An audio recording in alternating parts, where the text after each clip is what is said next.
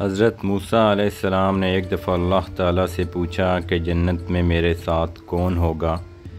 ارشاد ہوا فلاں قصاب ہوگا۔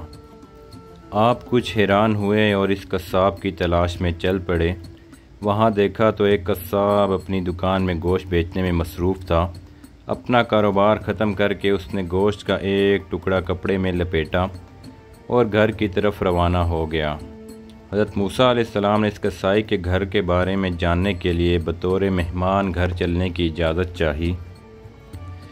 گھر پہنچ کر قصائی نے گوشت کو پکایا، پھر روٹی پکا کر اس کے ٹکڑے شورے میں نرم کیے اور دوسرے کمرے میں چلا گیا، جہاں ایک نہایت کمزور بڑھیا پلنگ پر لیٹی ہوئی تھی۔ قصاب نے بمشکل اسے سہارا دے کر اٹھایا اور ایک ایک لقمہ اس کے منہ میں دیتا رہا۔ جب اس نے کھانا تمام کیا تو بڑھیا کا منہ صاف کیا۔ بڑھیا نے قصاب کے کان میں کچھ کہا، جسے سن کر قصائی مسکرایا اور بڑھیا کو واپس لٹا کر باہر آ گیا۔ حضرت موسیٰ علیہ السلام جو یہ سب کچھ دیکھ رہے تھے، آپ نے قصاب سے پوچھا یہ عورت کون ہے اور اس نے تیرے کان میں کیا کہا؟ جس پر وہ مسکرا دیا۔ قصاب بولا اے اجنبی، یہ عورت میری ماں ہے۔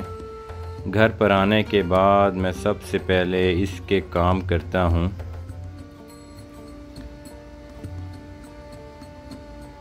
یہ روز خوش ہو کر مجھے دعا دیتی ہے کہ اللہ تجھے جنت میں حضرت موسیٰ علیہ السلام کے ساتھ رکھے، جس پر میں مسکرا دیتا ہوں کہ بھلا میں کہاں اور موسیٰ کلیم اللہ کہاں۔